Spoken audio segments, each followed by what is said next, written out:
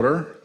Our president, Ms. Hood, is enjoying a vacation in Japan. She is a new grandmother. She's visiting her son and daughter-in-law in Japan, so I'll be taking care of the meeting tonight. So she would like to say hi to you all from the new Mimo out in Japan. So congratulations to her. We'll have a roll call of members by the superintendent, a reading of the school board prayer by Mr. Honore Lewis, and I will introduce the Pledge of Allegiance. Thank you, Mr. Hebert. Mr. Lewis? Here. Mr. Meyer? Mrs. Barra? Here. Ms. Boutin? Here. Mr. Hebert? Here. Mr. Washington? Here. Mrs. Hood? Mrs. Arso? Here. Mrs. Dugas? Here. Have a quorum? Thank you.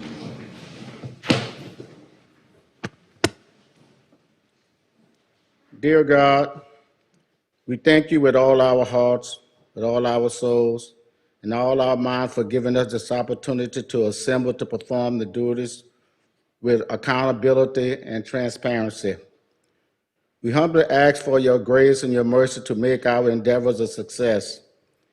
Dear God, we seek your guidance and wisdom to make our efforts a success because it so much and positively impacts so many people. We are praying that you embrace this organization and its leadership and shield them with your broad armor protection from all hurt, harms, and danger. We thank you for all that you do, all that you have done, and that all that you will do for us in the future.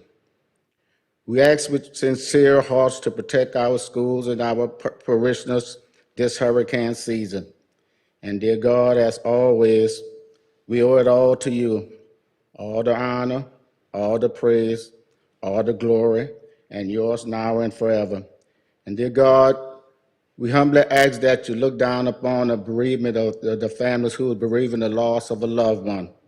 We respectfully pray for all these in your Son's holy name, and may all God's children say, Amen. Amen. Allegiance to the flag of the United States of America and to the republic for which it stands, one nation, under God, indivisible, with liberty and justice for all.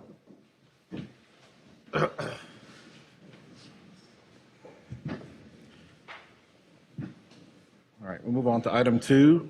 I need a motion for the adoption of the agenda. Moved by Ms. Dugas, second by Ms. Orso. All in favor? Aye. Any opposed? Item 3, consent agenda. Approve the minutes of the June 17th, 2026 school board meeting. I need an adoption of that agenda, please. So moved. Moved by Ms. Barris. Second. Second by Mr. Washington. All in favor? Aye. Any opposed? Motion carries. Next, under reports and recognition, receive Head Start Director's report, item A.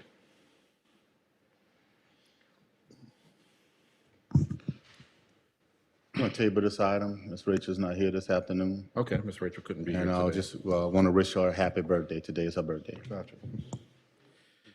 All right, we'll table A until next meeting. Item B, receive 2025-2026 Student Achievement Report.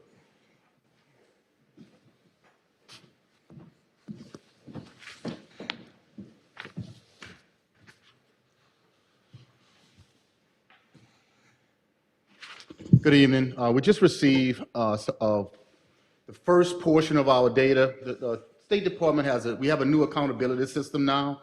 So we receive data in the form of Achieve, which is, if you think back to our old accountability system, it's the assessment piece, so all your testing data.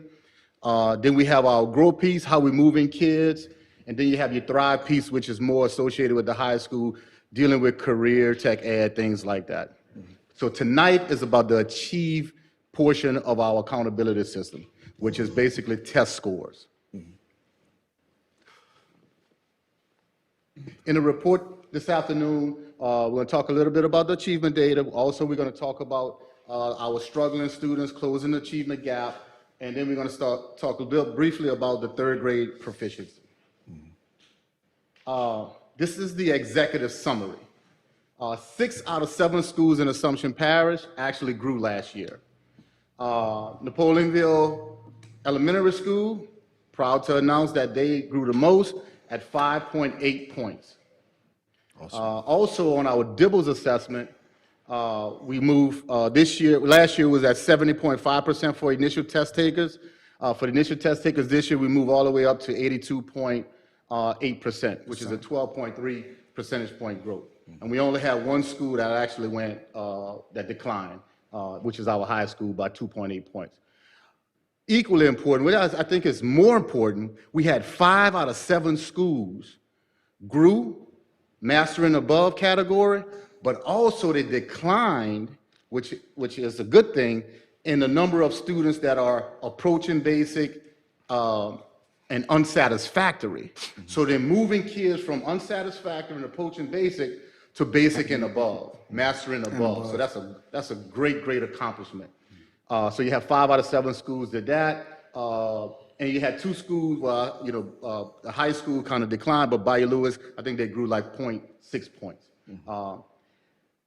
Also, I have to contribute some of the gains when you look at the data piece to a lot of the work that's happening in early childhood. This is overall, when you look at it, you could see at Napoleonville Primary School, Pierre Park, Labadeville Elementary School, Belrose Elementary School, Bayou Lewis Elementary School, the 7th and 8th grade, we did pull the 7th and 8th grade data out as well. And you could see from one year, the 7th and 8th grade actually increased from 32.1% proficient to 33.9%, which is a 1.8 percentage point growth, just assessment. And then obviously our high school went down from 39.7 to 36.9. That was the master and above. This is our lowest performing bands. This is the band that I talked about as approaching basic and unsatisfactory, moving kids from those categories to master, basic and above, master and above. You can see Belrose Elementary School, they led us in this category. So they moved actually, that rate of change was 11.1 percentage points. So they moved for kids from approaching basic and unsatisfactory, 11 percentage points of those kids moved to basic and above. And you can see Napoleonville Primary, they moved kids as well. Labadeville Elementary School, they moved kids as well. Pierre Park, 4.6%, they moved kids as well. Assumption 7th and 8th grade, 2.6, they moved kids as well. Bayou Lewis kind of stood stagnant. They didn't really increase there, but it's a small decrease, which is 0.2, and the high school went down 3 points in that category. But again, when you look at the biggest turnaround was at Belrose Primary School in that area, paired with the 5.2 point growth in the master and above. This is our reading results. We talk about early literacy in Assumption Parish. 2025, 2026, these are kids that just, the first initial test takers that met proficiency. Last year, the first test takers, we had 70.5%. This year, first initial test takers at 82.5, which is an increase there, okay? If you don't make the mark in the spring test at the end of the school year, you have an opportunity, our children have an opportunity to meet the mark over the summer. So this is for like our retesters and our good clause testers. So last year we had 53.8%, we would have 53.8% of those kids. And this year that passed, this year over the summer, now we have 83.3%, which is a huge growth. So you 54 to 30% students that need good cause or retesting. That number went down, which is good. Third graders retained. This is a phenomenal number here. We went from 3.2% of our kids having to be retained because of the third grade proficiency test to only 0.5%. That's huge. We went from 96.8% of our third graders moving on to the next grade, fourth grade last year, to 99.5% of the third graders moved on this year. Huge growth there. Obviously, we talked about this already, the 2 schools that we're looking at that need some additional assistance. District-wide, now we looked at individual schools, we talked about literacy scores. Now district-wide, we're looking at master and above here. All subjects, Assumption Parish moved from 31% to 33%. So overall, the entire district, when you put everybody together, the district moved 2 percentage points into the master and above, master and above category. And you could see science, ELA improved, Math improved. They would have the biggest gain because we actually had 3 points there. Science stood stagnant, and I'm proud to say that we do have a new science curriculum this year. So I'm really going to see the impact the curriculum have on those numbers for next. Just also like to look at trend data. So when we go back 5 years, we look at 2021, the district was at 27 percentage points proficient. And this year we at 33. So you can see an increase of 6 percentage points over time. I like to look at data over time as well. This year alone, we moved 2 percentage points overall, but in grades 3 through 8, we actually grew 3 percentage points. So all good, positive information there. And it's just some information that we have of where do we go, because obviously we're not satisfied. We want to continue to improve. So we just also we kind of outline some things that we're going to be looking to do to move forward and kind of look into a little bit more. So at this time, that concludes our presentation on Mastering Above, just on our Achieve component of our accountability system. I'll take any questions. Pretty straightforward when you look at the data. Yep. So thank you, Mr. President. Thank you.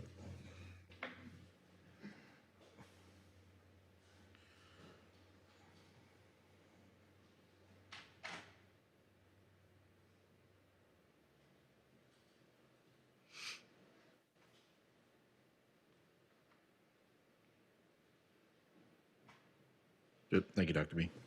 All right, next item, recognize and honor Pierre Part Elementary Junior Beta Club members for competing and placing at nationals. We have Mr. Love.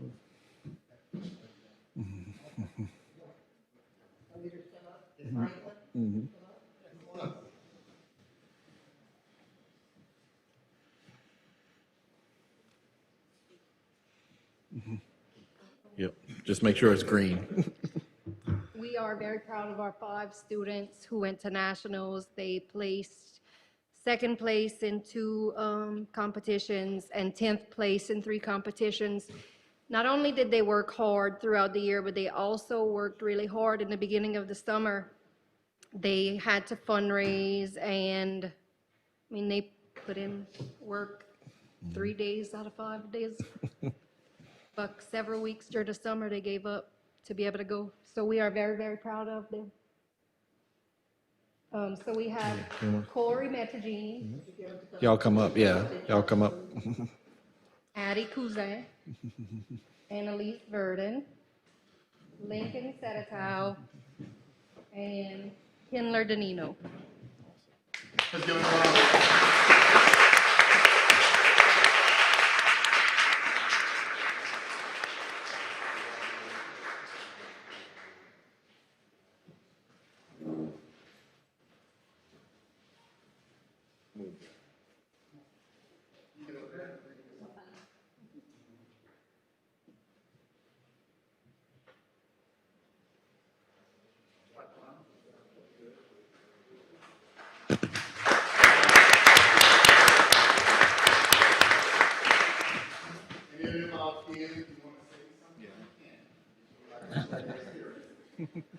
I want to thank the leaders of this group. Y'all have done an amazing job with our students. It takes a lot of work, and I know y'all put in a lot of extra hours to do this. So thank y'all so much, and congratulations to every one of you. Thank y'all, and congratulations. Yeah, we always love to see when your parents post the videos online of y'all competitions and your projects and things. You can tell that you're not just giving up your time, that you really love what you're doing, and y'all have fun together, and that's all we like to see, is you guys succeeding and having fun and what you're doing. So thank y'all for representing the parish at that level, and then we appreciate y'all very much. Congratulations. I don't know if y'all realize y'all are role models, and that's very important, especially for kiddos so young. So y'all keep it up, keep learning, keep having fun learning, and teach your peers while you're at it. Congratulations, very good job. Yeah, like y'all set precedent for those who coming behind y'all. And not only to the students, I knew you did a good job, hard work, but we'd like to thank the parents also who give us the opportunity to educate your kids. And as you can see, they have done more than a fantastic job. Thank you all very much. Y'all give them another round of applause.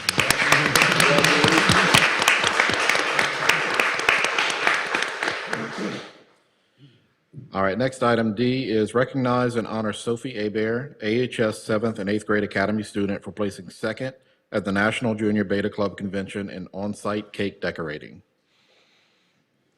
Want to come back up? Yeah. I was about to, oh, come on.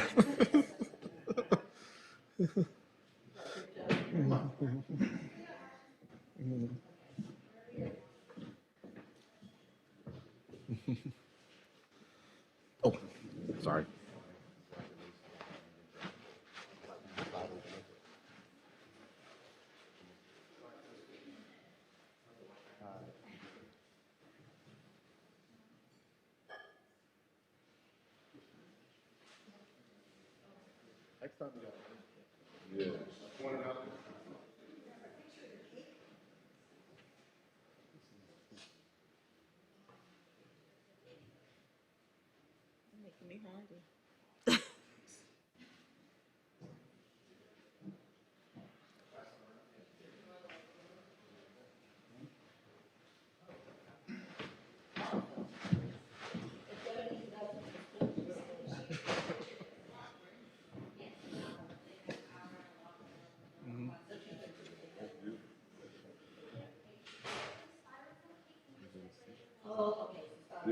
Want to see the cake?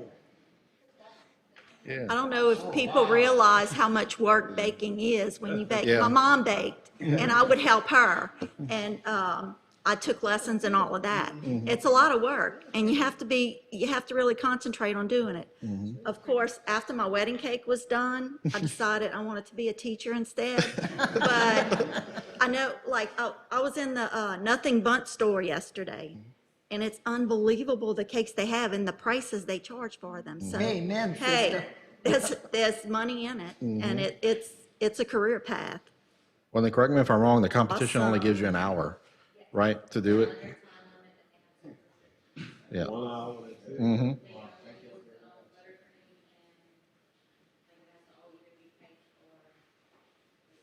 Awesome. Yeah. You got to have a steady hand. Everything is from scratch, like you have to bake it and do all that and everything that's. No. No, it's decorating. I remember decorating the styrofoam. Yeah.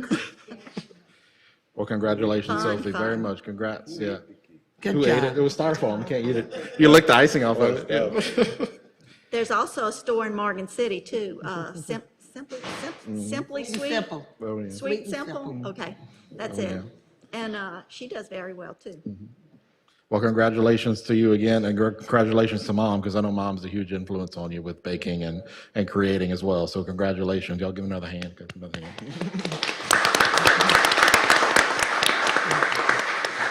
Just next time, bring EP.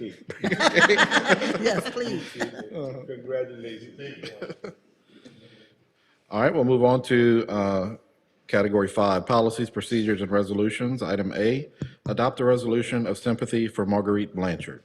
Thank you. I'll read the resolution. Whereas we, the members of Assumption Parish School Board, have learned of the untimely death of Ms. Margaret Blanchard, an outstanding employee and citizen of Assumption Parish, and whereby her devotion and loyalty, she had come to be recognized as the most valued asset to the Assumption Parish family of public educators. And whereas Mrs. Blanchard served Assumption Parish School Board for 21 years, and whereas her life was a record of service and devotion to children, community, and family, her loss will be shared by all who cherish the education of the young, especially the young of Assumption Parish. Now therefore be it resolved that the Assumption Parish School Board deeply regrets the untimely loss of a true friend and servant to public education and offers her family our deepest sympathy in their time of grief. Be it further resolved that a copy of this expression of sympathy is presented to the family with our deepest condolences. I will say Ms. Blanchard worked as a CNP in our CNP department for 21 years. We'd like the family to come forward.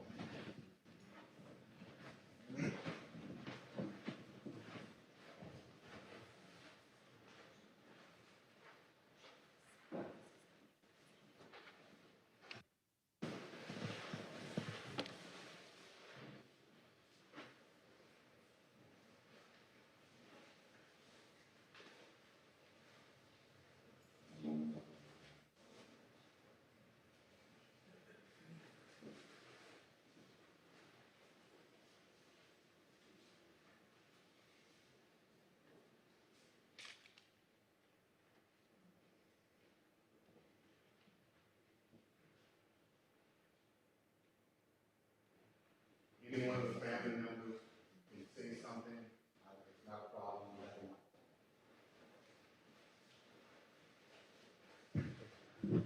Thank you. We just really appreciate this time. So Mom was not just an employee, she went to school here. All three of her kids went through the system. She's got several grandkids in the system right now. So the recognition from an organization that's been such a big part of her life is really appreciated. So thank you all again. Thank you. Thank you. The honor and really the appreciation is from us, really. I mean, thank y'all for sharing her for so long. She's obviously influenced her family with, more educators, and I like to call anybody who's in the system an educator. Our CNP staff, those are some of the, people closest to your heart when you're a kid and you go on to lunch and they take care of you and make sure you feel at home. Ms. Marguerite definitely did that, and she was always willing to give of herself. Even when we started our arts nonprofit, she donated a music instrument to us and talked to me for 3 hours one day about old school things and how she'd like to help. And it's a big loss, and we thank y'all for sharing her with us. Yeah, thank you. All right, I need a motion to accept the resolution. Move Ms. Dugas, second by Mr. Washington. All in favor? Aye. Thank you. Next, in item B, adopt a resolution for sympathy for Lloyd Hidalgo. Thank you. Resolution reads as such: whereas we, the members of Assumption Parish School Board, have learned of the untimely death of Mr. Lloyd Hidalgo, an outstanding employee and citizen of Assumption Parish, and whereas by his devotion and loyalty, he had come to be recognized as a most valuable asset to the Assumption Parish family of public educators, and whereas Mr. Hidalgo served Assumption Parish School Board for 18 years, and whereas his life was a record of service and devotion to children, community, and family, his loss will be shared by all who cherish the education of the young, especially the young of Assumption Parish. Now therefore be it resolved that the Assumption Parish School Board deeply regrets the untimely loss of a true friend and servant to public education, and offers his family our deepest sympathy in their time of grief. Be it further resolved that a copy of this expression of sympathy is presented to the family with our deepest condolences. Mr. Lloyd served Assumption Parish School Board as the maintenance supervisor for 18 years.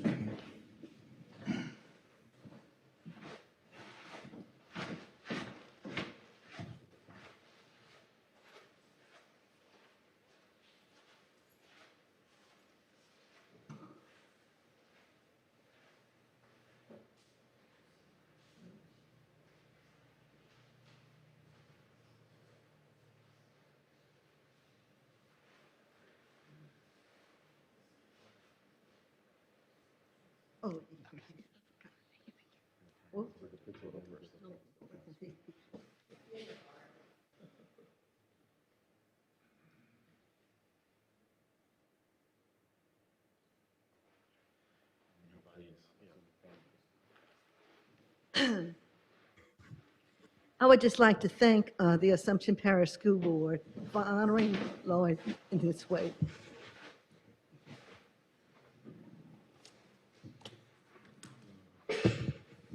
He, excuse me. You take your time. Okay. We're here all night. You take your time. This was his home. Yep. He loved it. He loved every minute he spent here, and he was honored to serve for you. And I can tell you, he truly loved and cared for everyone here in the parish. I'm sorry. Thank you. Thank you. Thank you. Thank you.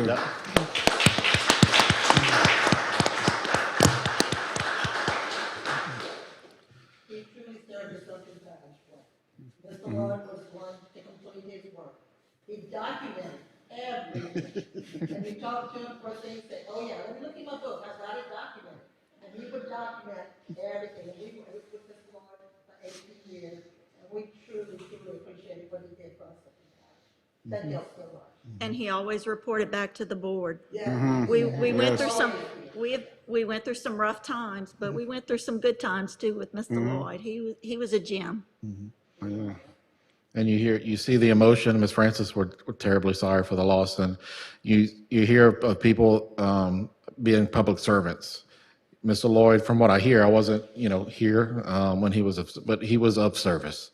It's not just about being a public servant. He was of service to anybody who would need him, and hearing some stories and some recollections. Thank you for sharing him with us, and we feel you. We feel the emotion with you. Thank you. All right, I need a motion to approve the resolution. So move. Lewis, second by Ms. Dugas. All in favor? Aye. All right, motion passes. Item C, discuss request from Robin Blanchard and Melissa Tremont, community daycare owners, to expand early childhood options.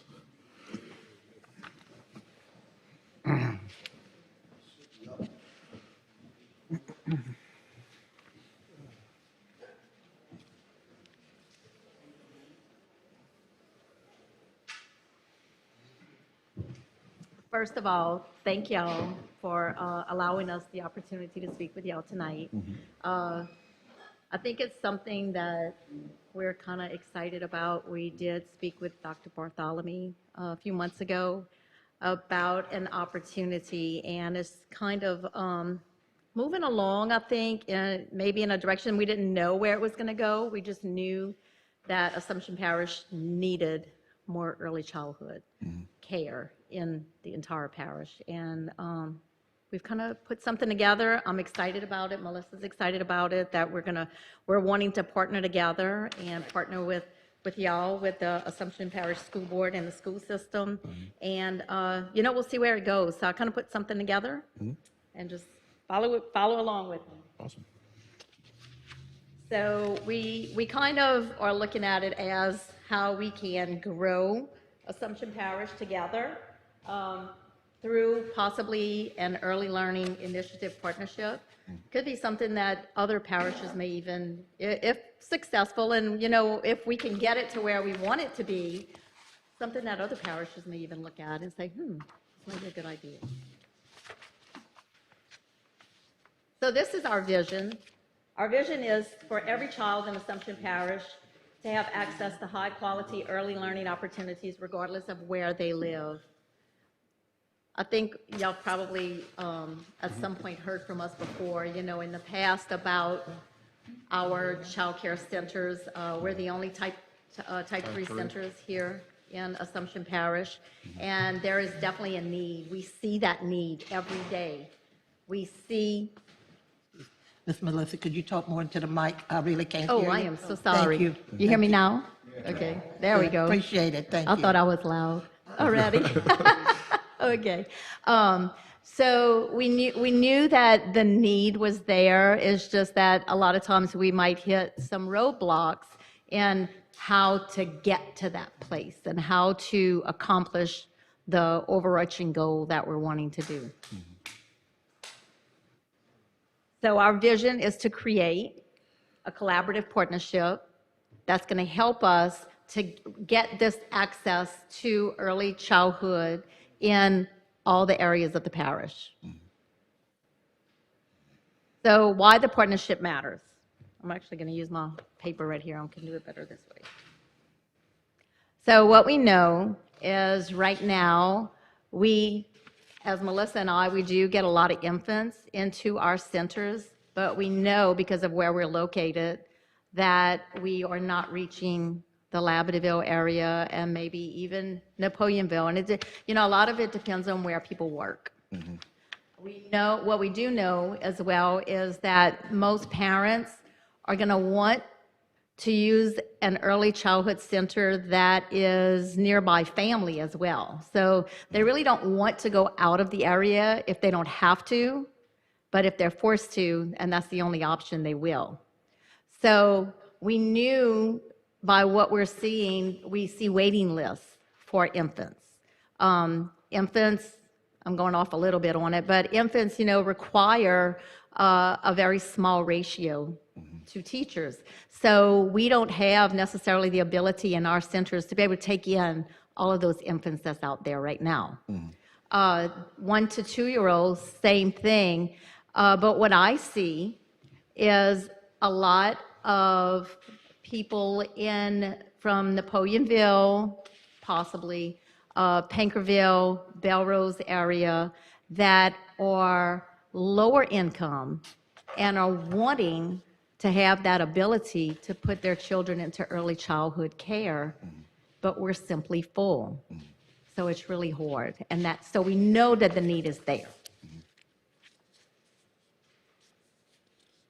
So why Assumption Parish and how did this come to be? So what we've always known is that we are the only 2 type 3 centers in Assumption Parish. We know that families are seeking high-quality childcare.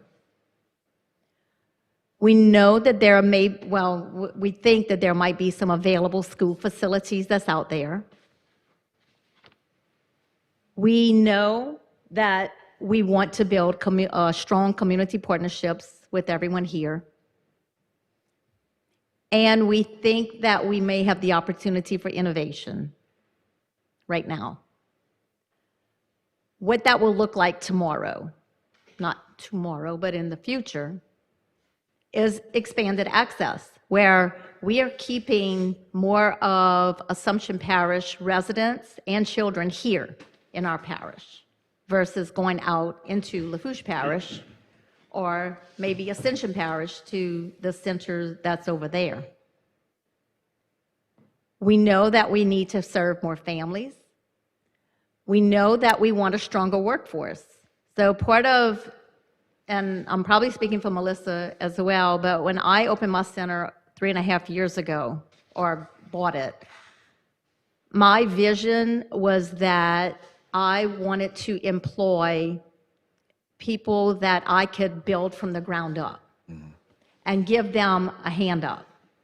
And not a hand out, but a hand up. And the way that I looked at it was a lot of single moms, for instance, maybe can't afford childcare.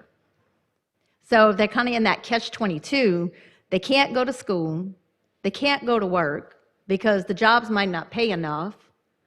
So my thought process was, okay, we're going to take these people and I'm going to give them this opportunity. I'm going to put it out there and say, I have a job for you. I'm going to give you free childcare if you have a little one, and you're going to come and work here, but you're going to have to follow, all of the curriculums, and you're going to have to learn, and you're going to have to go through all the training processes.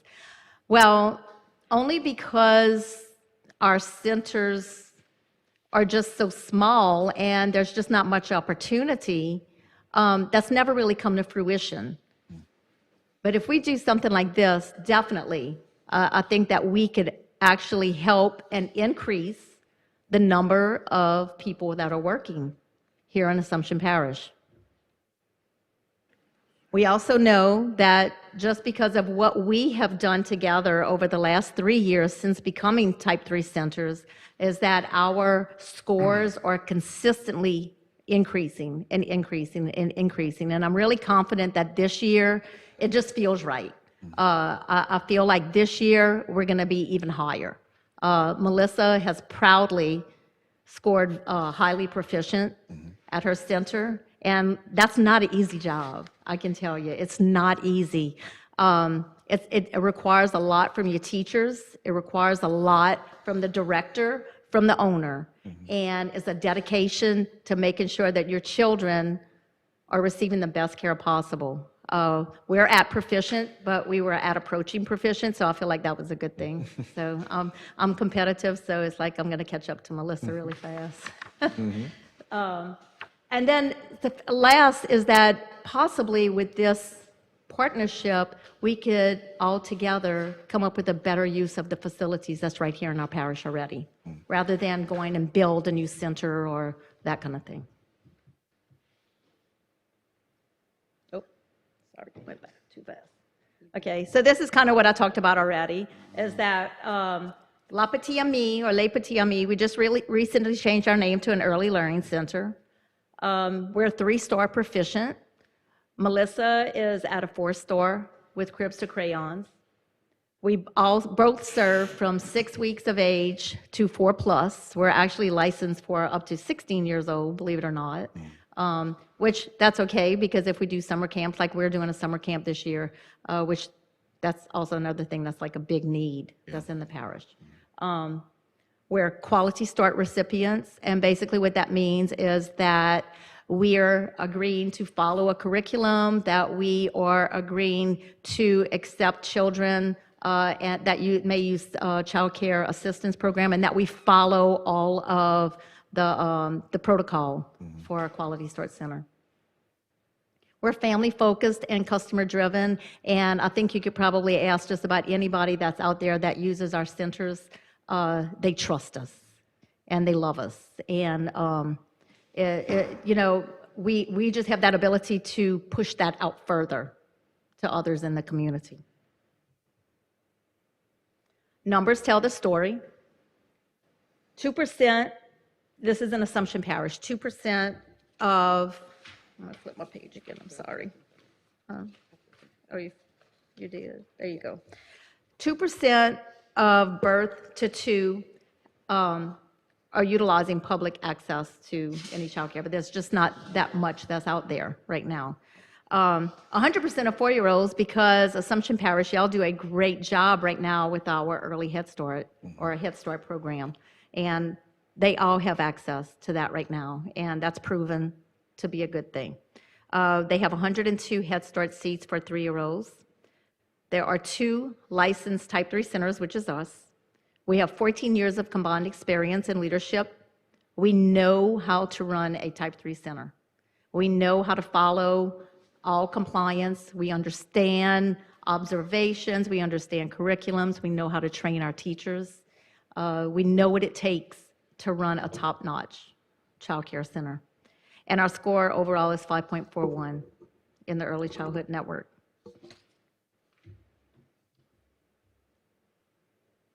Why the partnership works. So we have different strengths, but hopefully we have one shared mission. The school board will provide, or can provide, I should say, facilities, community leadership, educational alignment. I think this is a great segue from what Dr. Bartholomew was talking about earlier about how the scores are going up in Assumption Parish, and we could just play a part. And I hope that while we don't know for sure, that some of the kids that are coming out of our centers are helping in those scores as well. Long-term vision. As providers, we provide, like I said, the licensing and compliance, daily operations, we know how to do it, skilled and caring staff, curriculum and learning, and family engagement. Our families are very engaged. We understand the importance of keeping families in the know. I feel sometimes more like a psychologist than a director of a center, because they'll come and ask me everything from how am I supposed to potty train my child to why are they crying, why won't they eat, why are they biting, that kind of thing. Benefits to the school board. Productive use of available facilities, expanded educational opportunities, supporting working families, strengthens kindergarten readiness, which is a big, big push right now, I know, supports economic development, and builds community partnerships. The benefits to our community is that we have stronger families, reliable, high-quality early learning, empowering parents to work, grow, and thrive here. They don't have to move out of the parish. Our scores are really going up, which is really refreshing and good to see with our school system. So let's see if we can just piggyback on that as well. Trusted quality, they trust us, and you have to trust a child care center. There's too much bad stuff out there, and we have to be trusted. Brighter future, every child has the opportunity to learn, grow, and engage in an environment that is age appropriate. Supporting the workforce, like I said, we can add more people into the workforce right here in Assumption Parish than what we have right now. Partners in progress, we can work together, and I think that would be a great thing instead of possibly, it's kind of like we're over there and school board's here. It's just how can we partner and use all of those strengths together, and a lasting impact for our future. Now, this slide right here It's kind of exciting, but everything right now is still very high profile. We've had minimal talks, but as far as workforce development is concerned, so kind of my thought process, and Melissa as well, was that we could use possibly some of the students at Assumption High that might have aspirations to go into early childhood, that we could partner and have them work at the centers that we would open up. So that would be a great thing, and possibly the middle part, you're going to see it go straight to Fletcher. So I've had some very high-level initial conversations with Fletcher because they have a degree program over there for early childhood. And I've kind of been talking to them because I've been wanting to partner with them for Les Petits Amis. And we have been having conversations of how we can get those students to come in and possibly get some of their hours that's needed. But this has given us an opportunity to go even further. How can we partner with them to get teachers into these types of centers? Louisiana Pathways, so that's how we get our CDAs. We have I have one teacher that just got her CDA, and it's a fully paid-for scholarship through Louisiana Pathways for them. It's like a $4,000 program. I think I saw her post something today about that, or yesterday about getting her CDA. It's really cool. And it's investing in our future, and it's given us something solid to look forward to from not just my generation, but to go forward from there.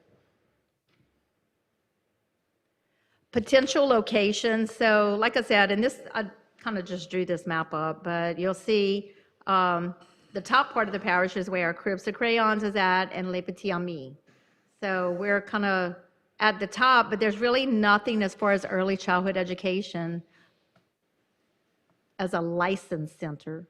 There's probably some family-run centers, but there's nothing that's like a licensed center that could really help out, especially with, like I was talking about, the people that need that assistance in order to, whether they're going to get the child care assistance program or somebody that would be employed with us, either way, but those people need that assistance. And Labadeville just kind of stuck out in my head when that was the first thing that I said with Dr. Bartholomew was Labadeville, because I know I used to live there, and I worked in Lafourche and Terrebonne Parish most of my life. And unfortunately, they did not have childcare that way, so my kids did go to Bright Beginnings over in Thibodaux. They came to school here, but for the early learning type thing, I had to use people outside of the parish for that. And then we also, while we were talking about that, it was like, okay, what about in Napoleonville as well? So those are two areas that possibly we can look at to say, hey, maybe there's something there, maybe there's not. So are you requesting exclusively to use current parish facilities, or are you, as a business owner, investing in new property yourself? Is that a two-way street, or are you asking to use initially, facilities? When the House bill, there was actually a House bill that came up, and it was going to allow type 3 centers with the school board's approval to go into local schools and run Yeah. not a full-blown center, but a class. Satellite, yeah. So we thought of the micro center because the micro center was never fully used to its potential. So we got with Dr. Bartholomew, thinking that that would be a good option for us. In talking with him, it's already been slated for possibly a 7th and 8th grade. Yeah, academy. repurposed. Yeah. So that discussion kind of went on to what other schools would possibly have room for us to go into. Because of the daycare regulations, it's going to be limited to us. It's going to have to be something that's, pretty much LDH approved. Yeah, we understand that. Yeah. So from us, I'm thinking of more along the lines of MC Head Start classes, classrooms. Okay. If there is that. Gotcha. But right now, it is not for us to go out and build new centers anywhere. It would be to go into possibly a school setting. Okay, gotcha. So micro center, the thought of micro centers already exists in Baton Rouge. So this is kind of somewhat like a micro center. Yeah, okay.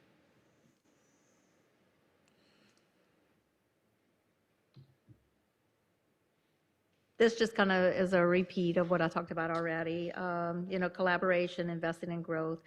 So the school, basically, yes, so to your question, we're looking at the school board, okay, and the school system as, providing the facilities. What does that mean in what capacity? We really don't know just yet. Probably, like she said, it would have to be something that's unoccupied, but that's going to have to just be dug into. Yeah. So No, go ahead. this opportunity came up a few years back, okay? It went away. So we're trying to bring it back. We can't go forward until we get approval from you guys that, hey, this is something we're thinking about. Yeah, you got a good idea. This is what we can do. This is what we can't do. And come together and decide, is this an opportunity for us in the parish to collaborate and put another classroom for birth to two? I mean, we already have Head Start. If Head Start takes in all of the 3-year-olds, I don't know, I don't think so. But it's just, this would be an opportunity to get kids out of unlicensed home care.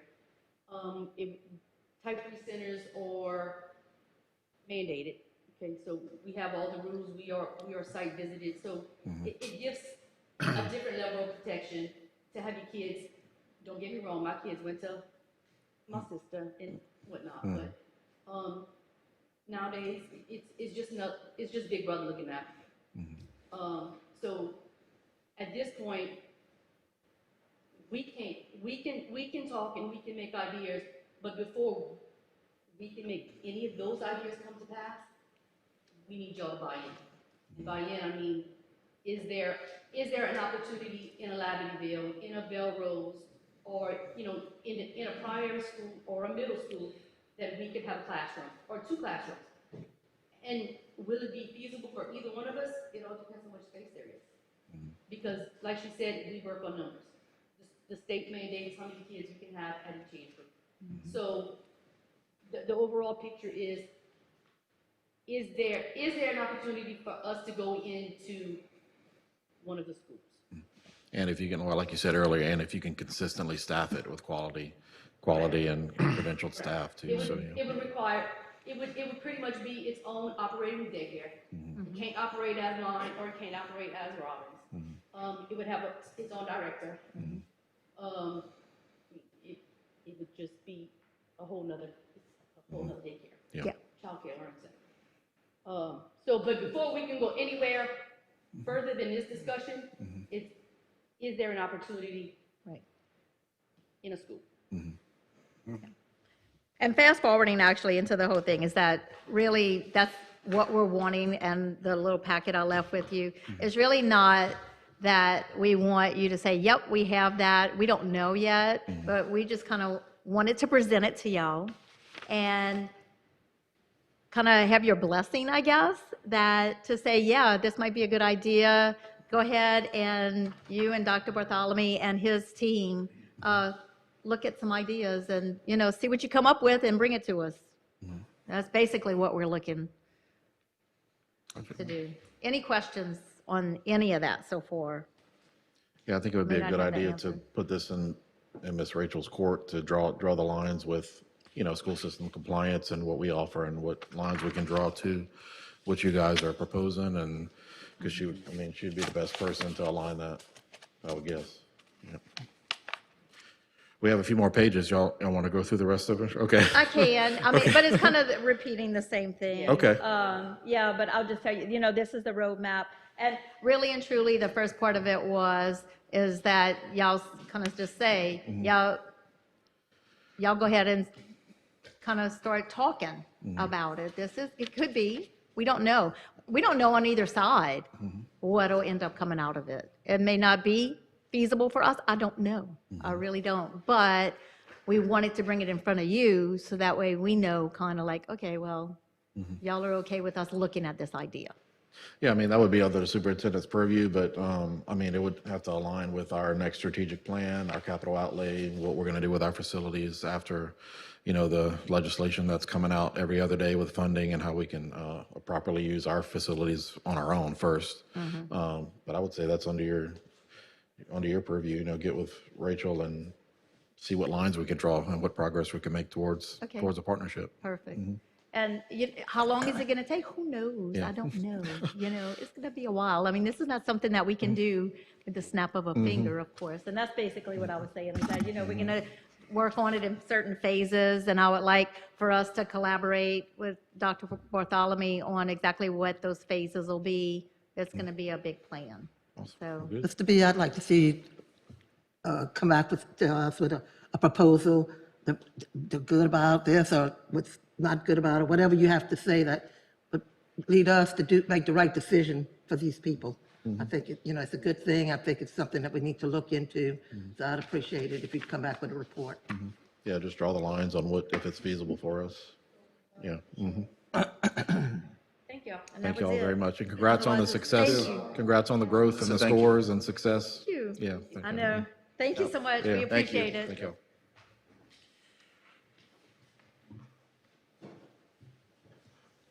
All right, next item is item D, discuss policy KG, use of school board name or facilities. Just quick, I'm not going to be long at all. I just wanted to, because we're talking about using facilities, I think it's important to understand when this proposal is created, the costs associated with just having a facility, right? So I did a request from our maintenance team. I really appreciate Ms. Abbey getting on top of this for me, ASAP.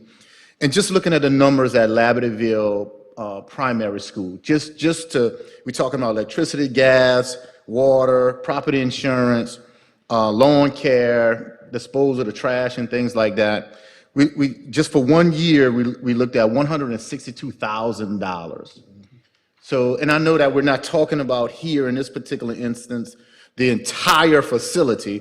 We're talking about a portion of it, but I just wanted to start to wrap our brain around our facilities that we're not going to be using, or we're going to have to repurpose, and the costs associated with just keeping the lights on, just keeping the doors open, even though we may not be in it. So, and this is just only one site.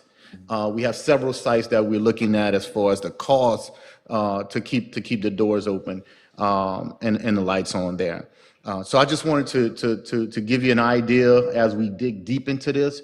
There are costs associated with this. Now, I don't know what this partnership would possibly, this is not necessarily about that, but I don't know what this partnership would bring, how much of this cost will go down, how much funding we could generate to offset that cost. I have no idea, but I just wanted to bring this forward so we all can at least get an idea of there's a cost associated with keeping the lights on these facilities.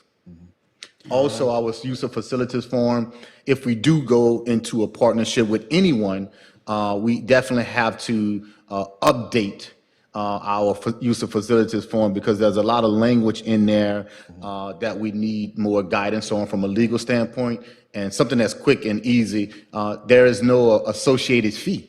I couldn't even tell you how much to lease the facility for, because normally we don't lease our facilities. We allow the public to come in as long as like nonprofit and it's to benefit the school system or the children. We allow families to come in and use our facilities, not for a profit. In this situation, it might be a different story, but there's limited guidelines there on that as well. So I just wanted to bring that forward since we had this conversation tonight. We don't need to make any decisions or anything. I just wanted to present the information. Thank you, Mr. President. Thank you. And I think last meeting, we saw the form that's already on file, which is completely out of date, and we don't really have any rhyme or reason on how we rent or how we're not in the event-based rental business, we're in the school business. So I think moving forward, if we're going to update that, we need to target specific spots in each facility that we have. Like, hey, look, we'll rent this out if somebody wants to hold a luncheon or a meeting, but we're not going to host parties and we're not going to do that. And then I we had talked about this last meeting too. I sent Dr. B another screenshot of somebody proposing to use the football field for football lessons. They were charging families and using our field. So I sent the screenshot to him and said, this is unacceptable. You can't do that. So if anybody, and I know our team sends, you get reports on that. You've gotten reports on it the last couple of months, but I'm going to say it again in a public meeting. The school system cannot donate property to you to make a profit off of something. So if you're thinking that you're going to go on a football field, or if you're going to go on a back field in one of our school facilities, even if it's just using the grass, that's a liability on us. And if you make money on that field, that's against the rule, against the law. We cannot donate property for anybody for profit. So I think if we're going to continue to work on that policy, our rental fees need to get updated if we're going to rent facilities, but it has to be specific to each school site on which space we rent and for what. And a really thought out conversation with Mike on the legal side on, insurance. We just went through this with the police jury, with my organization, with extensive agreement, and it covers everything. It covers who's responsible for what, and that needs to be lined out rather than a one-sheeter with, some really, really outdated language and terms. So I would encourage y'all to continue on that work. Any other questions about that? Good, okay. All right, item E, we'll move on. Approve proposed job description, Director of Special Education. Dr. B? This is just straightforward. We did a job description change with Ms. Rachel, I want to say maybe a few months ago. We started a new fiscal year, and the current supervisor is part of the executive team, and this position is the only position that's a part of the executive team that's a supervisor. Also, this position has taken on additional roles as it relates to our PAC coordinator, because we do not have a PAC coordinator, budget constraints. So this position has also taken on additional role. In addition to the SPED supervisor, they also manage and supervise our PAC team. Any questions, Dr. discussion? B, is there a difference in salary? It will be a slight difference based on a new salary schedule. The previous salary schedule, they were already maxed out, or they only had like 3 steps, but it will be, I don't have the actual number because it still has to get approved. We still have to implement it. Ms. Brandy's sending those out. Do you know right offhand what that percentage would be? Yeah, yeah. And I was just wondering, because we approving the budget tonight, and I was wondering if that's written in there, or? It will be rolled up to the position, correct? Yeah, it will be rolled up. We would have to roll it up. Okay. Any more questions, discussion? I need a motion to approve. So move. Moved by Mr. Lewis, second by Mr. Washington. All in favor? Aye. Any opposed? Motion carries. Item F, approve proposed job description, Attendance Improvement Specialist. Thank you, Mr. President. This is a one-year position. The State Department gave us some grant funding to help attendance, and I definitely want to thank Mr. Love and his team and all of the SROs and all of our schools, because he's going to come forward in the near future, and I don't want to steal his thunder, but attendance is up. And when you have kids in school, kids learn. And obviously, test scores improve. So this position is funded by the state of Louisiana. It's for 1 year as of right now. So we needed a job description to go along with it. No, ma'am. Is it? After that 1 year. That position is dissolved unless the State Department continues to fund fund it. it. It's a grant position. That person will have to understand, by accepting this position will not be here based on the current amount that we have from the State Department and the agreement that this position will not, unless the State Department funds it again. Fund it again. This is completely a grant position. No, ma'am, this is, we don't have this position in the past. Yes, ma'am. Yes, ma'am. Yes, ma'am. So if we take a teacher out the classroom, they would, after the year, if it's dissolved, they go back. Yes, ma'am. But if I'm a teacher, I wouldn't take that risk, right? Right, I I would, wouldn't maybe my last year or something like that, I probably would, because I know that I'm gonna retire at the end of the year. But outside of that, I probably wouldn't take that position if I'm working on multiple years and being in the parish. But Yeah, it's just 1 year, and that agreement, they have to sign in knowing that prior to going into this role, it's Yeah. only for 1 year. Mr. Speaker, we spoke at an open meeting that you were gonna have to do some drastic cuts in our school system, And, I don't wanna hire a new person right now, knowing that I don't know what the budget cuts are gonna be, and we're gonna take away from our students. So I wanna make sure that this is only 1 year and it's gonna be funded by the Department of, Yes, ma'am. And if we do not hire someone, that money goes back to the state. Yeah. I'm okay with that, but I just wanna make sure that we understand that it's only for a year. Yes, ma'am. Yes, ma'am. 100%. And you are correct. We are cutting back, and I would not have brought this forward if this was going to impact our general fund. I would not. Thank you. All right, any more comments, questions? I need a motion to approve item F. yeah, so move. Moved by Mr. Lewis, second by Mr. Washington. All in favor? Aye. Any opposed? Thank you. Next category under budget, item A, receive fourth quarter financial review.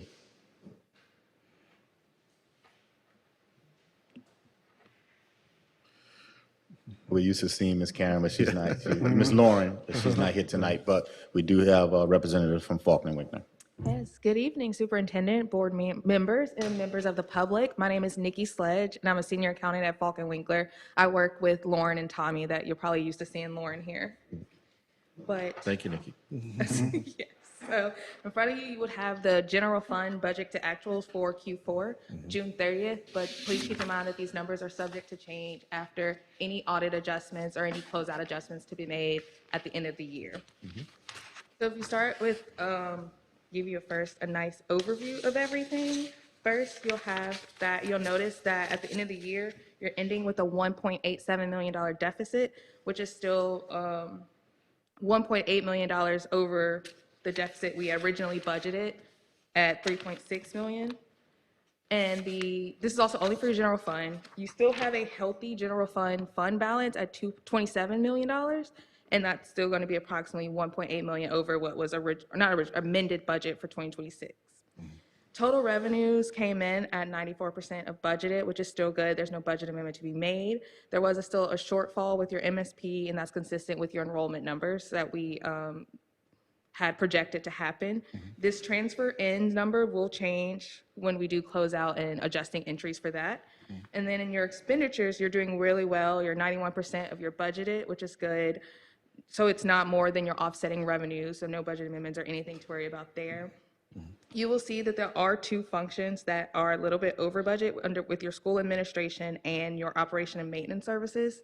However, overall, your underspend was still really good there. So for what this means leading into 2027 is that we do still expect the MFP to trend down. We do have that stipend contingency with the state legislative waiting on that and everything to do with that. So that's still waiting in. And other than that, we still just have to worry about what's going to happen in our October 2026 student count and our February 2027 student count. And those are some big contingencies to worry about in the upcoming budget.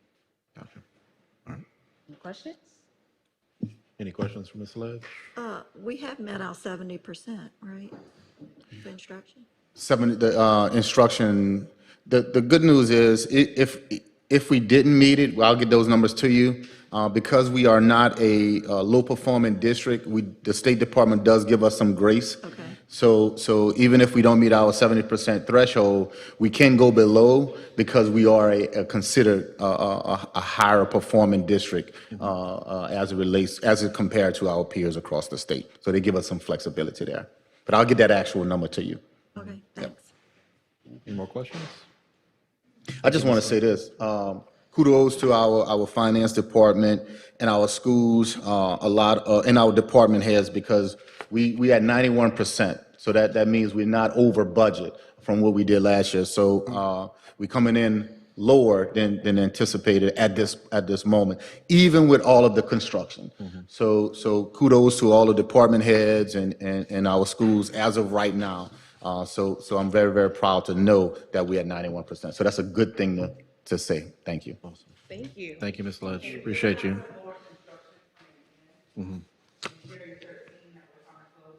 Yeah. Yeah. Yeah, yep, and I hope that we have that coming up real soon, so we can get in our schools. All right, item B, approve 2026, 2027 fiscal year budget. So moved. Moved by Ms. Orso, second by Ms. Barris. All in favor? Aye. Any opposed? Motion carries. Thank you. Item C, approve 2026, 2027 Edgenuity and Imagine Language and Literacy Contract Renewal. Need a motion? Just real quick, this is for your online learning and your credit recovery for your high school. So moved. Moved by Ms. Barris, second by Ms. Boutin. All in favor? Aye. Any opposed?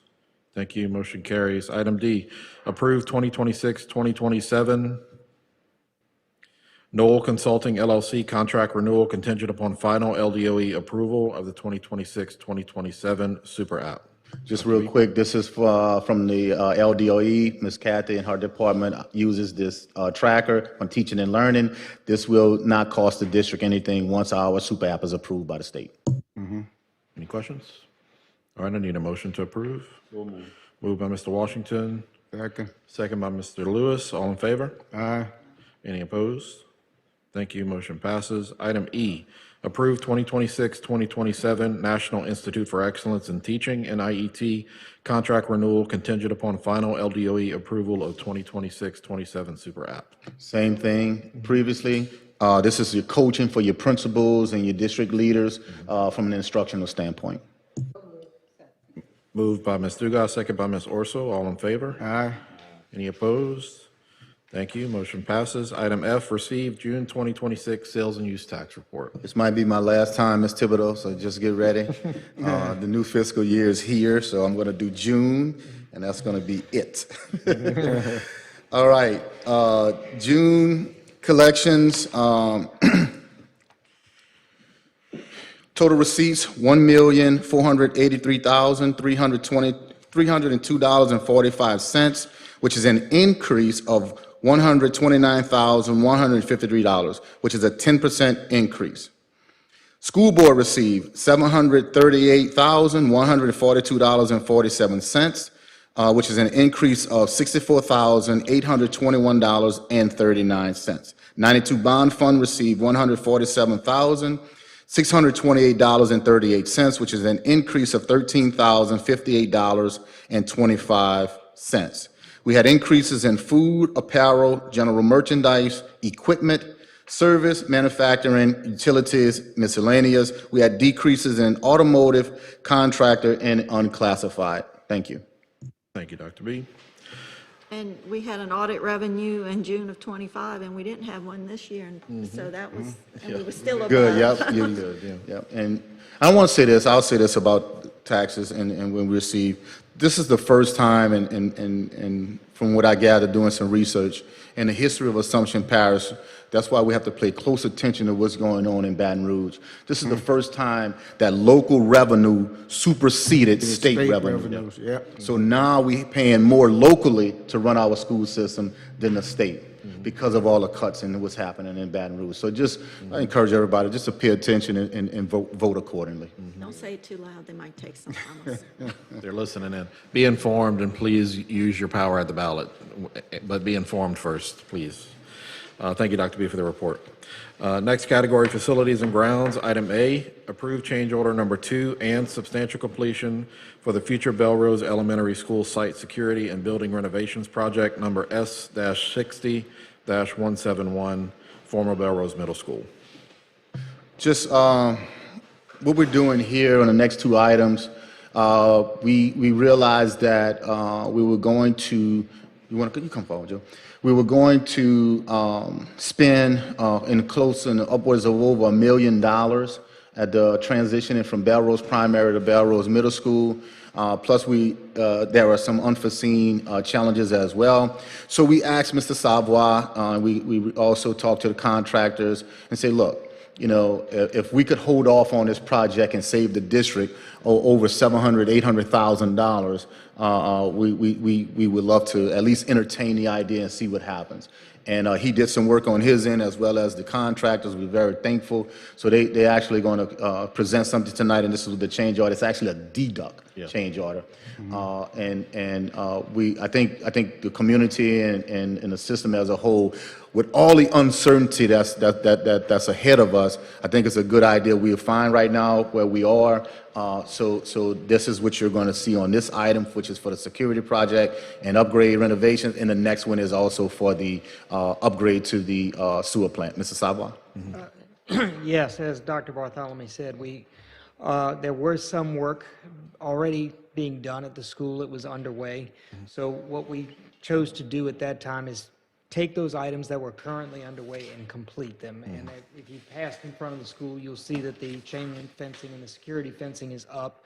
And those types of facilities you would have had to do anyway. If you're going to, if in the event you close the facility or whatever you do, you're going to want to fence it in and secure it. So we went ahead and did that. And therefore, those funds were not wasted.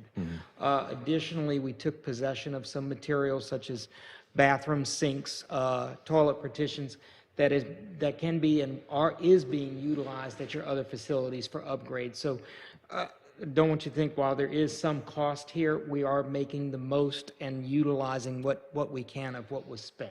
The remaining, we were able to work with the contractor. He was gracious enough to say, hey, look, here's my expenses to date. He was able to work with us to get things closed out and shut down.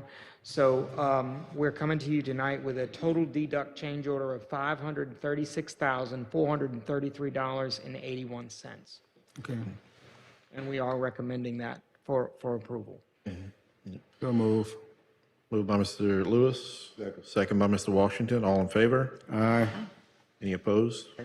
Motion carries.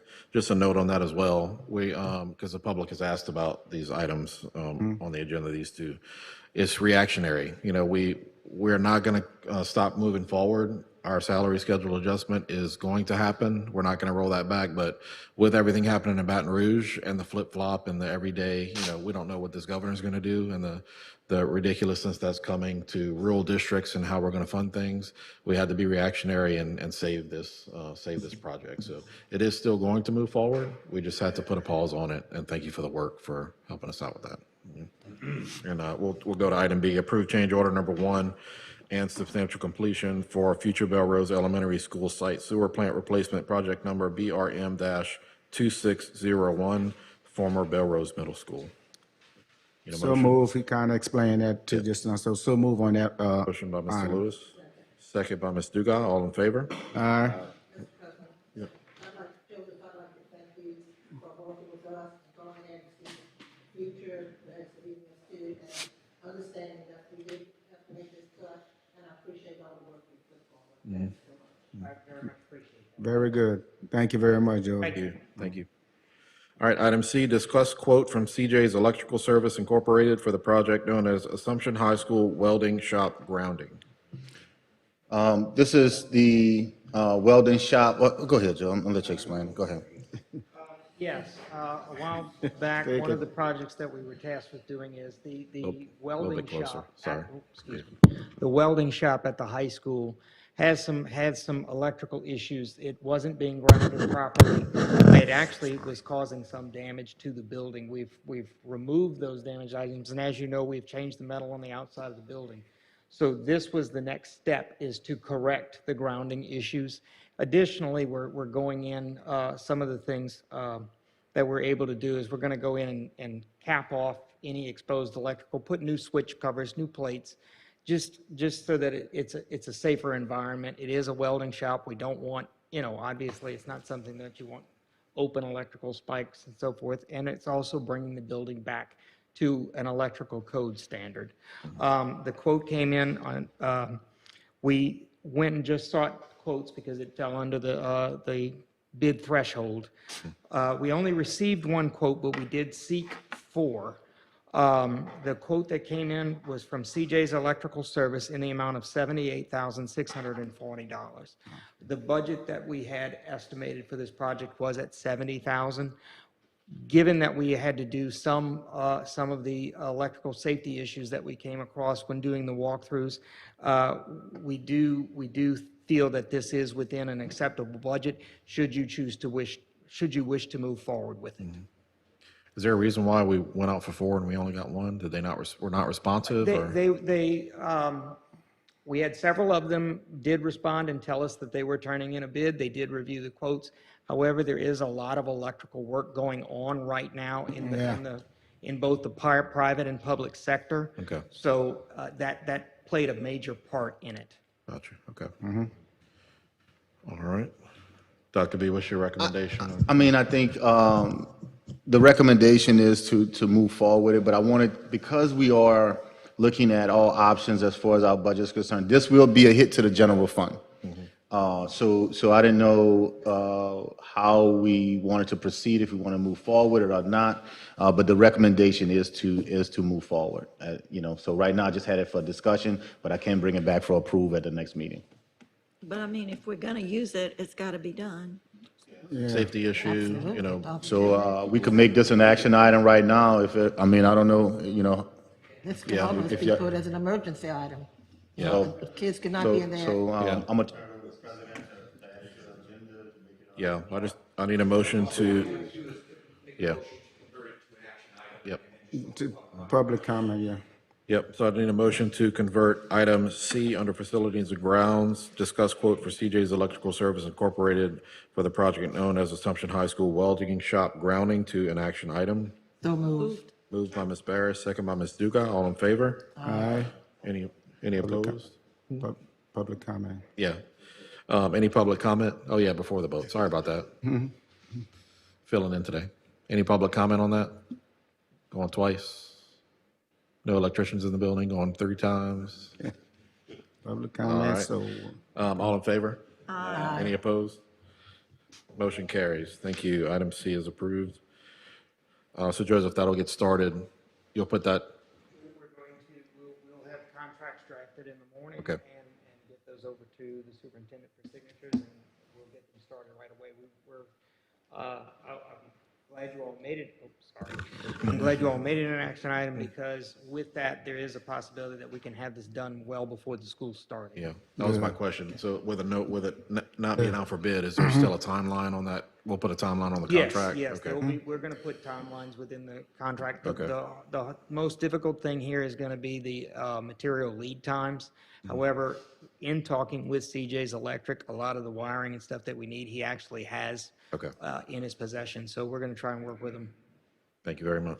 Thank you. all right, Joe. Action item, do we have to vote on it? We did. We did. We just did Yeah. approved it. Motion.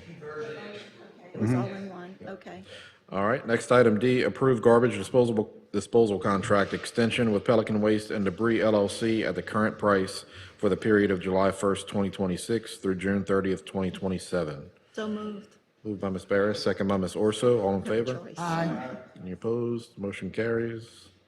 Item E, approve HVAC filter service contract extension with Air Filter Service at the current price for the period of July 1st, 2026 through June 30th, 2027.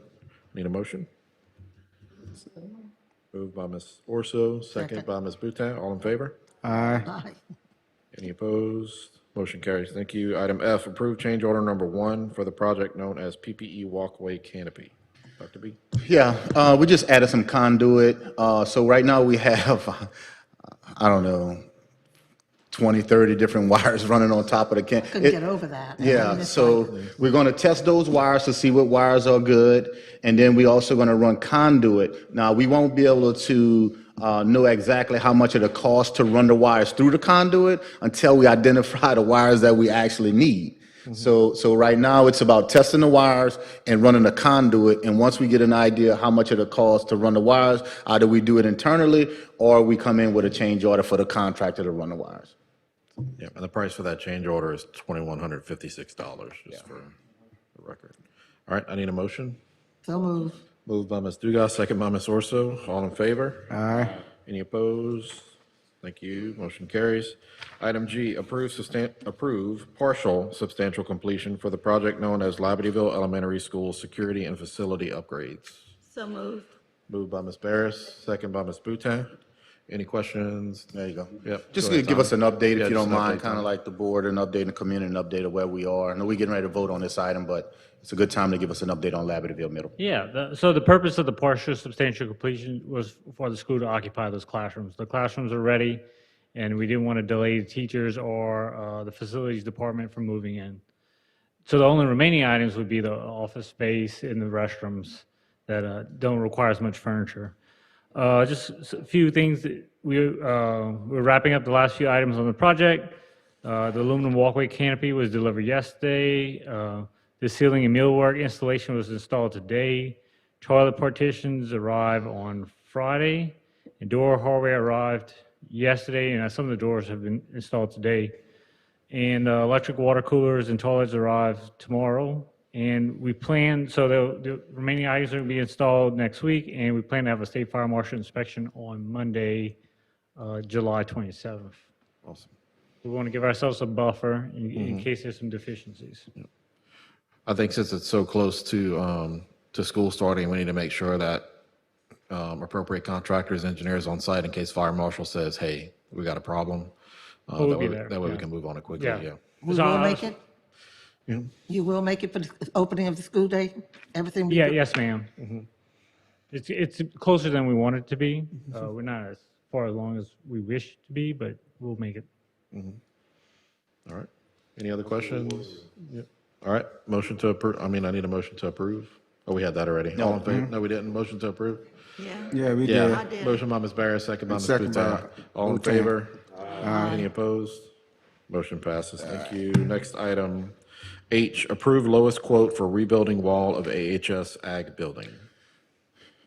Dr. B? Yes, remember the termites, and so this is what this is. We, after Mr. Aber actually said, hey, go, we assessed the facility. This is the only wall that we have in that building that is of wood. So we're removing that, we're gonna put some panels in there, and then that way we remove all of the additional wood because it's a wood shop, with termites and everything, we want to remove as much as possible out of there. So we're going back with more of a better panel that we're not subject to any termite damage moving forward. So this is what this is for. Gotcha. And I do see 3 quotes on this project. Lowest bid was $38,900. Is that correct? Only 3, okay, gotcha. All right, I need a motion to approve. So move. Moved by Mr. Lewis, second by Ms. Dugas. All in favor? Aye. Any opposed? Motion carries. Thank you. Item I, approve change order number 1 and grant substantial completion for the sewer plant replacement project at Labatteville Middle School, project number LMS-2501. Yeah, we're coming to a close on this project. There were some questions that related to permitting. This is a nominal change order, as well as substantial completion, so we can take ownership of the intended use of the sewer plant at this facility, and the school can open on time, regular schedule. So I'm recommending approval of this. Thank you. And thank you, Mike, very much for the work behind the scenes with getting this project completed and over the finish line. Thank you. I need a motion to approve. So moved. Moved by Ms. Barris, second by Ms. Boutin. All in favor? Aye. Any opposed? All right, motion carries. Thank you. Item J, presentation from Mike Morris, MM Energy Solutions on Powertron Global and Energy Savings Program. I'm not Mike, I'm Doug. I'll say you're not Mike, yeah. Older. But anyway, good evening, everybody. Thank you, members of the board. My name is Doug Westmoreland. It's my father, Mike Morris, with MM Energy Solutions. First of all, I'd like to thank the board, Mr. Oquin, Superintendent Dr. Bartholomew, for seeing the value in the proposal that you have in front of you with our HVAC energy efficiency program.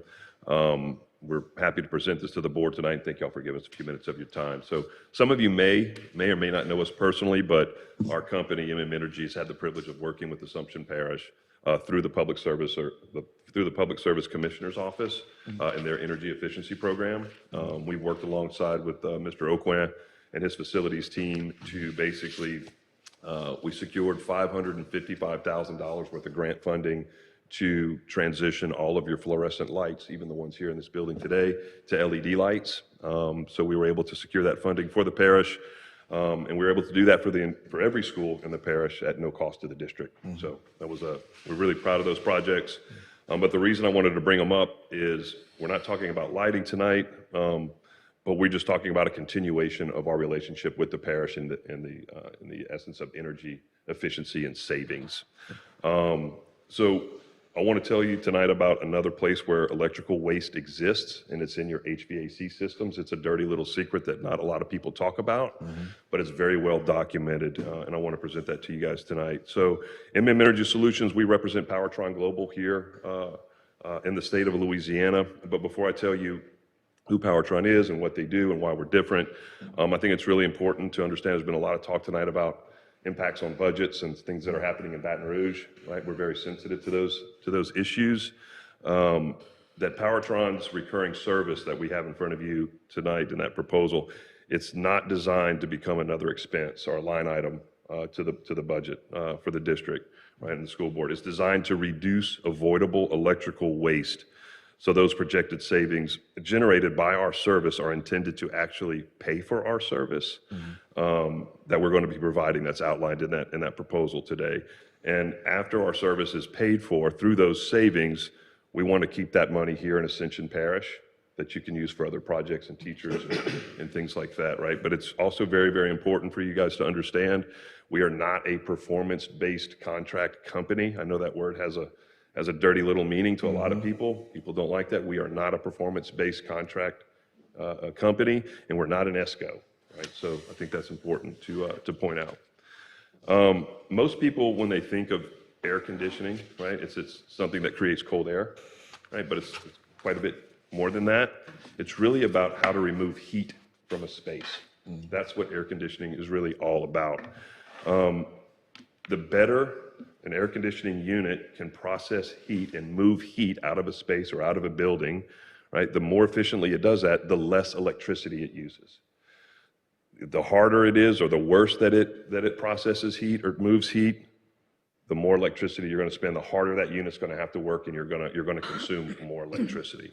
All right, so that's really what we're here to talk about. But there's something that's happened in the industry that not a lot of people talk about that after I learned this really surprised me. It doesn't matter who makes your equipment. I don't care if it's Carrier, Trane, Daikin, Lennox, York. You can have the best maintenance in the world. You know, I'm sure Mr. Oakway has some great guys on the team that clean the coils and change the filters and do all that stuff. It doesn't matter what you do to those units. Every single one of them, I don't care if they're here in Assumption Parish, if they're in New York City, South America, or New York, or wherever they are, Europe, every AC, even the ones at your homes, they lose 30% of their capacity and efficiency over the first 5 years of their life. Okay, so when you put them in brand new, you may have a 10-ton unit that you put brand new at a school. By the 5th year, that's no longer a 10-ton unit. It's a 7-ton unit. It's going to lose 30% of its capacity. So what happens, just to kind of describe what the problem is, and nobody talks about this, you're probably hearing about this for the first time, right? And that's a big part of the objections that we have to come over. It's cool in here, it feels comfortable, but what you don't know behind the scenes is you're paying way too much for electricity to run that unit, all right? So if you have a 10-ton unit, right, after its first year, it may only be 9.5 tons. After the second year, maybe 8 tons or 8.5 tons. But by year 5, it's at 7 tons. So what happens is when that degradation happens or that performance degrades over time, if you set that thermostat in a school or a classroom or a building to 72 degrees, when it was a 10-ton unit, it may only take 10 minutes, right, to remove the heat from that space, satisfy that thermostat, and the unit turns off. But when you only have a 7-ton unit after years in service, and sometimes this happens really quickly, just depends on maintenance and conditions and what have you, it may take a 7-ton unit 13 minutes or 14 minutes to satisfy that thermostat because it's only producing 7 tons, not 10 tons. So that 3 minutes of extra run time doesn't seem like a big number, but multiply that by 20 times, it's cycling 20 times a day. So that 3 minutes of extra runtime turns into 1 extra hour of runtime a day for that 10-ton unit. So then imagine that 1 extra hour of runtime for that 1 AC unit multiplied by every single AC unit y'all have at every single one of your schools. That is a massive amount of electricity consumption that nobody's talking about. and nobody really addresses. So that's what Powertron does. So as thermal performance declines of all of your units, all those assets that you guys have, longer run times mean more electricity, obviously. That more electricity that's being spent are operating dollars that are just silently leaking out of your budget, right? Every single month, you're paying for it, and it's all avoidable, right? But nobody really talks about it. So longer run times also mean, just to kind of wrap your head around how this can start impacting budget and what's going on, longer run times mean that you're burning through compressors faster, right? You're burning through belts faster. You're having to replace those belts. You're running through fan motors faster. I'm sure Mr. Okwan could give you a laundry list of work orders for AC units that you guys have, right? So when your units are running more efficiently and you get that capacity back, they're running better, our service will basically impact your budget in 3 ways. One is electrical cost reduction. Right off the bat, you'll see it in the power bill. And there's some other things that we can talk about on how we prove that scientifically. The second thing that you're going to see that's going to impact your budget is your maintenance, your unscheduled maintenance calls will go down, right? So it's hard to kind of quantify that, but over time, if we were to move forward, you'll see with Mr. Okwan, we'll be able to quantify unscheduled maintenance down. The buying of belts and compressors will go down. And really, you're going to see the expected life expectancy of your unit's going to last longer. So those capital expenditures are going to be delayed rather than you having to come up with them, quicker. Normally, a unit that may last you that's supposed to last 15 to 20 years, you're probably really lucky right now if you're getting 12 years of life out of it, because it's having to run harder, longer, faster all day long for just parts wear out, right? And they cost a lot more now, too. So I do want to stress and be crystal clear about something, because this comes up all the time, because we are quite a unique company, is we are not here to replace an HVAC. We're not a HVAC contractor. We're not a service company. We're not a service provider. We don't sell equipment. We don't sell air conditioning units, right? And we're not a service company. We're not here to replace anybody on the internal maintenance department. That's not what we're here for. You need your HVAC contractors and service companies, right? You need somebody changing those filters. You need somebody cleaning those coils, servicing that machine when it's supposed to be serviced. All of that is very, very much needed, but that's not what we do. We complement those services. When those items are being performed properly, our service only enhances that. So you always have to have those contractors and those service providers in place. So who is Powertron? Powertron Global is a thermal energy optimization company. They've been doing it for 20 years. Every building's different. Every HVAC system is different. Every source of thermal performance loss is different. And our engineers identify where the thermal performance is being lost in your facilities. All right, so we go out, we inspect things, we measure things, we find out where are you losing this thermal energy, and we have the tools and the processes and procedures and products to reverse that in the service contract, our proposal that we gave you guys. The service that we're going to provide is thermal energy optimization. It's outlined there in the proposal. This is the exact same. I think this is important just to talk about, like, who have you worked with, what have you done, Powertron. This is the exact same service contract that we delivered to over 7,000 city banks in 32 countries across the world. We've also rolled this out for 52,000 cell tower huts for AT&T. All those little brick buildings that you see underneath the cell phone tower hut for AT&T. Took us a long time to convince their engineers to move forward with this, but there's 2 5-ton units. It's basically a little mini data center cooling all that equipment that helps the network stay up. That's our client. We also have rolled this out for 9,000 Circle Ks across the country, and we're really excited. This took a long time, but in 2027, through the Pentagon and the Department of Defense, we're going to be rolling this exact same service that we're proposing to you guys out to all the military bases and military housing in the world through the Department of Defense. So big stuff. That's the kind of clients that we work with. MM Energy is just now introducing this program to taxpayer-funded entities. MM Energy, we're an efficiency company like Light, so we're just now exposing this part of energy efficiency to school districts as yourself. We're currently in proposal phase with about 20 different school districts right now.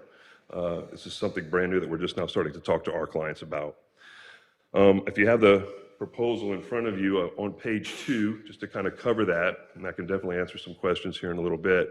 On page 2, you'll see our recurring service is paid over 24 months. So that's the price that we're proposing is a set fee, but I know you guys don't want to write us a check for that today because we don't want to affect your operational budget. But what we did is we just spread those payments out over 24 months. All right, so what we're proposing, Mr. Okwan gave us, we've looked at and reviewed every single electric bill for every single one of your schools over a 2-year period of time. We've reviewed your entire asset list that Mr. Okwan provided to us. We carefully inspected that. And that's how we were able to derive the numbers and the savings that we feel that we can deliver to the parish. But we feel that this project, or we can project that there's about $405,000 in electrical cost reductions that we can make over the next 5 years. All right? That's about $81,000 a year. So during the first 2 years, those projected savings are intended to cover the cost of our service. Okay, and we contractually guarantee that. I think it's very important for me to state that we will never affect your budget, right? We're always going to be a savings. We won't be a deficit on the budget. We'll contractually guarantee that, and I'll talk more about that in just a second. But beginning in year 3, and these are estimates, okay, but we do have ways to make some corrections on an annual basis. But beginning in year 3, roughly $81,000 would remain in your operating budget. That's about $243,000 over years 3 to 5 that would stay here in the parish for you guys to use in your budget. And we have a measurement and verification process that we do. So I'm probably telling you about a problem right now that you never knew about capacity reduction. You didn't know that your 10-ton units are only producing 7 tons. This is great. We've been doing this for 20 years. We measure and verify everything. So we're going to come out, measure, and prove to you that you're through engineering evaluation, analysis, and ASHRAE performed testing, which we put in the proposal. We're going to show you that your 10-ton units are only producing 7 tons. We're going to show you that the 5-ton unit may only be 3.5 tons, right? That's part of our process to create a baseline, to show you that there is a problem here that nobody's ever talked to you guys about. So we do measure and verify everything. We also have a reconciliation point to where the monthly fee that we're proposing of $6,786 a month, after 12 months, we want the district to always win, right? So we're going to generate about $6,700 a month in savings, right? And then we're basically, if you want to think about it another way, we're getting paid from the power company because we're reducing your utility, okay? And that's for the first 2 years, if you want to call it like a break-even point. Years 3, 4, and 5, you're gonna pocket that $6,700, and it could be more. We're just giving our fair, very conservative estimate of your savings. It could be a lot more than $6,700 a month. We won't know until we get in there and really start getting our hands on all of your equipment. But it's meant to put $243,000 into you, and we'll contractually guarantee that over a 5-year period of time. But we'll never cost you anything per se. And I can answer questions on that in just a minute. I think I'll just end on one final thought and open it up to questions. The taxpayers of Assumption Parish have already invested millions of dollars, into your HVAC systems and your equipment at your schools. We're not asking for you to replace those units. We're just asking for the opportunity to help those facilities and help those assets perform closer to the way that they were designed to perform. We want to give you back that capacity that's been lost. So we want to preserve your thermal performance. We want to reduce avoidable electrical waste. And we want to scientifically and engineering prove that to you guys on an ongoing basis as we measure and verify and substantiate the efficacy of the services that we're proposing to provide to the parish. We want to reduce those avoidable electrical waste. So appreciate your time. That's my spiel. That's it. Mike and I would be happy to answer any questions that you guys have about the proposal and our services. Is any portion of that potentially funded through the Public Service Commission right now, or no? We're working with them. It's not part of their docket yet. We're not a approved service yet. It's new, but we are going to be working in 2027 closer with the Public Service Commissioners to put this on as part of as a service that they would pay for. But as of this time, right now, it's not, sad to say. And they don't have, those are limited funds, and these can be big projects, but I got you. maybe. Yeah. Mm-hmm. My job is to keep a good public relations relationship with the PSC. These guys got about $15 million a year in grant funds. I'm actually the largest contractor throughout the state that's done more projects for the energy efficiency program than any other contractor. We are a licensed electrical contractor. They have on this energy efficiency budget money, it was things that had to do that would reduce and improve the efficiency of public facilities like schools, parish courthouses, public and municipal and parish government. What you have to do with them at this point, I think once we get some groundwork and really prove to them what we can do, then they got to look at it as another item that qualifies. Right now, HVAC controls qualify for that. And that's really what got me into this, because I'm starting to run out of schools, because I've already done your schools. There's not too many schools left, throughout the whole state. There are a lot, but when I look at it, it's dwindling. Okay, so what was the next thing? Well, controls and HVAC is an item, and that's 40 to 50% of your total power budget's coming from HVAC. When we looked at it, and I contacted Powertron Global, I'm looking at controls, educate me more on controls so I can work my magic here and go grab some of this money. Well, when I talked to the owner of the company, he's going like, dude, you got 40 parishes in the facility managers in your portfolio. He says, man, you're sitting on a great opportunity here to really help these people. He said, controls is good, but if you're controlling air that's only running at 70% of its capacity, yeah, that kind of helps you, because really what controls are just glorified thermostats. They're just controlling all these different areas. I want a lady over here, she's hot, the other one's cold. You're trying to get this thing balanced out. And when I saw that, I'm going like, wow, this is a great opportunity to bring to, here we are. I graduated from Harvard on the Bayou right down there. I came from Opelousas. I traveled this 308 many times, and I'm here in Napoleonville, area. You have the same opportunity as AT&T has. It's the same program. People just don't really understand this capacity loss thing. So I think once we educate the Public Service Commission and we have, this with case study and documented, Powertron really didn't go after government business. They were, when you were talking about AT&T and Citibank, commercial, these guys got budgets, they got CapEx money. When I talk to them about it, I'm going like, hey, I'm going to tell you now, these school districts don't have any money.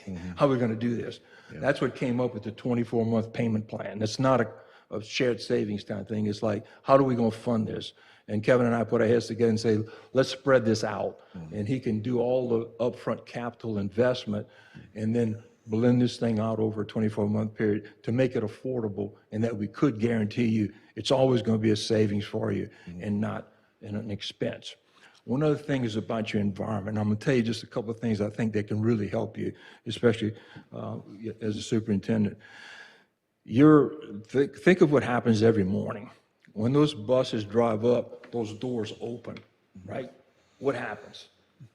Hot goes to cold. It forces your cool air out, and you got the doors open for how long does it take to get all these kids in? Now you got 98.6 temperature, sitting in a classroom, 30 and 40 kids, and this air is trying to catch up. That's a real efficiency load, on these units. So helping manage those, keeping your doors closed, really cycling in and get those kids in, out quick, close the doors, and try to capture and keep that heat that's in there now, and be able to cycle it through the system and cool your air. There's a lot of behavioral things we can do to cut some things, just being more aware of those things. But from the efficiency standpoint, I think the Public Service Commission will have something down the road. The next thing they were telling me was sports lighting. You know, sports lighting is very expensive, and you know that. That's another item that they're looking at, but the return on this is like 20 to 25 years. When you do a grant program for it to pay for itself, you're talking because they're not used as much. You know, Friday night football, boom, they own, but then they're off. So the recoup on the ROI is there. On this program, your real ROI, if you had to write us a check, you would break even in 12 to 15 months. That's a quick ROI on the investment that it takes for our service to come in and do it. So, you know, that's something to keep in mind. We spread it out over 24, but your break-even point's about 12 to 15 months. That's why you can have some extra cash there. Gotcha. And you're unique. A lot of the schools we're dealing with now have chiller plants, you know, big systems, water cool, air cool chillers. All you got is DX units and splits. That's a different scenario. And that's, you know, it's it's a good way, because let me tell you, those systems are very complicated and complex. We're not dealing with that. We're looking at straight, you know, taking a rooftop unit and just dumping air in that area. Gotcha. And some of your splits have got it, and some of them have controls. But that's kind of where we are. Okay. One thing I can say that you need to really keep in mind, you ever heard the old saying, toothpaste is out the tube, you can't put it back in? That's a big thing on energy efficiency. The longer it takes you guys to make a decision and not let us come in and do what I know we can do, Dwayne, trust me, Dwayne and I have been knowing each other for years. When he came to the conference and really saw what we were doing, he goes, man, this is great. He got me the asset list quick, we got it. You know, you were one of the first ones that were coming to the board and really presenting this, and can be one of the leaders across the state for us to get us that case study. I can promise you, standing before you today, this will not cost you anything. We're going to generate revenue for you. Pretty much bottom line. Every day we don't do this, that energy that you're burning right now, these units are moving, right? You can hear them. Every day we don't do it, I can't get that energy back for you. You know, so it's one of these action items that you really need to look at and let's move on it. So tell us what's the next thing to do. We can turn this into a contract. We can have that on your desk for Monday to present to the doctor. Just another question. So your deliverable is all consultative. So you would come in, do an assessment, give us a report, consultative report on how we needed to move forward to fix the situation. Say this room was, you know, we had a deficiency in the room. Your deliverable is just a consultation and recommendation to us on what we had to do to go and fix it. We're going to measure and verify. First of all, your loss of capacity of the units, let's say for this building. Yep. And then we're going to put in our proprietary engineering practices. We've got proprietary software, proprietary engineering practices, hardware, and product that we would use to restore your capacity, to restore that thermal heat transfer for your unit to get you that 3 tons back. All right, so that's what I'm asking. So after you provide that recommendation, we don't have to go anywhere else, say, now you got to go spend money at a contractor to get the work done, to get it complete. No, we handle it from Really what's going to happen is that you would, to move forward, because we're going to guarantee what we present to you guys now in that scenario that we presented in this proposal. We'll put it in contract form. Then our team's going to show up, and then we're going to go at different sites and take sampling with measurables. What's your baseline now? Well, it's running at 1.7 kilowatts per ton instead of 1.1. We document all that. Then, once we get our baseline, but we're not going to do every unit, it's going to be it's like Groundhog Day, to be honest with you. You see the same thing. Once we do that baseline, then we'll actually do our changes to that, plus the whole parish as a whole. And then we're going to start verifying and watching this with our tested measurements and verification equipment to show you that, hey, this is what we got. At the end of 12 months, because we'll have a full year circle, you can't go by power bill, because look at the humidity in the last couple of weeks and what's happened, you know, versus last year or last month. The cycle's changing. What we do here is we can know how the performance of the equipment is.